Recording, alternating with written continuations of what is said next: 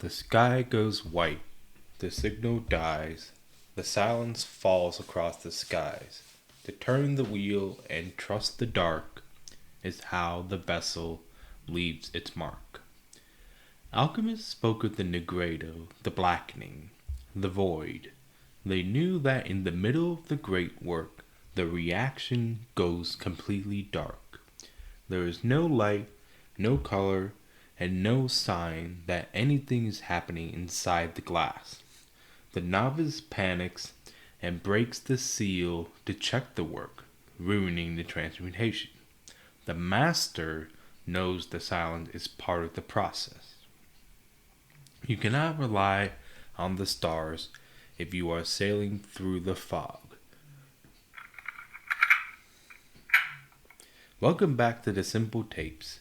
This is your friend Vinny. It is the dog days of summer here in the Rust Belt, humid as fuck. And a massive summer thunderstorm just rolled through the valley and knocked out the power grid in my neighborhood. I'm sitting here in the dark. The box fan is dead. The refrigerator has stopped humming. Luckily, I drank all my Faygo.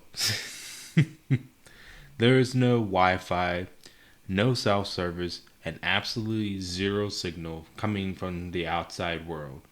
The garage is just totally, overwhelmingly quiet. Today, we are looking at Dead Reckoning. Not the Mission Impossible movie, but the concept, Dead Reckoning. We are talking about how you keep moving forward when the validation of the world disappears, and why you have to learn to navigate without a signal. A few tapes ago, we talked about using a shielded cable to protect yourself from the noise of the world. But what happens when the noise stops completely?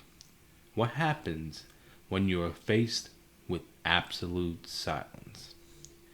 In maritime and aviation navigation, there is a process called dead reckoning. If you lose your GPS, your radio, and your visual landmarks in a heavy fog, you have no external signals to tell you where you are. In order to survive, you have to use math instead of vision. You take your last known position, you calculate your current speed, and you track your elapsed time. You draw a line on a blank map and you say to yourself, even though I can't see a single thing outside this window, I know mathematically exactly where I am. In the field, we rely heavily on the GPS of the others around us. We rely on the feedback loop. We look for things like grades, performance reviews, likes, applause, validation, or just someone nodding their head to tell us we are heading in the right direction. But if you commit to doing anything of real, lasting value, that external signal will eventually drop out. You will enter the heavy fog. If you do not know how to navigate by your own internal math, the silence will make you panic. In the early days of aviation, bush pilots flying over the massive empty stretches of the Canadian tundra often encountered a phenomenon known as a whiteout. In this case, a heavy, freezing fog would roll in, blending the snow on the ground perfectly with the white clouds in the sky. There is no horizon. Up and down looked exactly the same, all white. If a pilot trusted his body in a whiteout, he would experience spatial disorientation. His inner ear would trick him into thinking he was flying straight when he was actually banking into a fatal dive. The pilots who survived were the ones who locked their eyes on their internal dashboard compass and their airspeed indicator. They ignored their own rising panic. They ignored the terrifying white void outside the glass. They flew purely by dead reckoning. They trusted the mechanical truth of the instrument panel over the silence of the world. I used to panic every time my external signals dropped. During the summer break, when the college emptied out and the daily feedback loop of the classroom disappeared, I felt like I didn't exist. When I started drafting scripts for the simple tapes, I was and still am working in total isolation. Nobody's there to pat me on the back at the end of a long writing session. There is no immediate applause. The silence was deafening. I wanted to break the seal. There have been many times where all I wanted to do was just abandon the stuff and rush back to something loud, something clear, just to prove I was still moving. I had to learn how to fly in the whiteout. I had to learn how to look at the work I put in that day, the sections written, the research synthesized, the hours logged, and trust the math. I had to become my own compass. It takes an incredible amount of sovereignty to do heavy work in an empty room.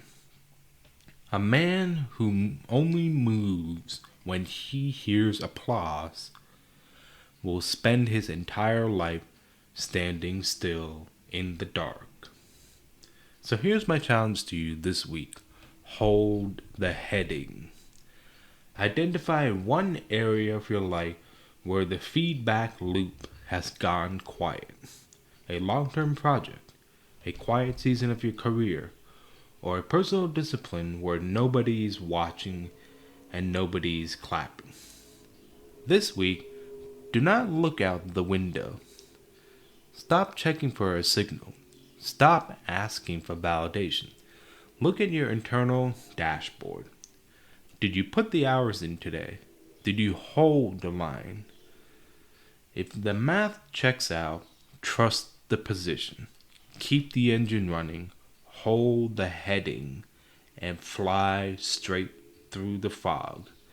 Because the whiteout will eventually clear. Navigation is an internal logic. Trust the math. And hey, one small thing before you go. I was sitting here in the pitch black garage, feeling that familiar urge to check my phone, to find the signal, to see what the rest of the world was doing while the grid was down. But instead, I reached under the bench and found an old brass kerosene lamp. I struck a match and lit the wick. It doesn't light up the whole room, I'll admit, and I still can't see shit outside the garage doors, but it casts a warm, steady circle of light right here on the workbench. It is enough light to see my own hands, and right now, that is the only thing I actually need to see. If the whole world goes dark, you just have to make sure your own light is still burning. Till next week, this is your friend Vinny. Keep it ordinary, keep it simple.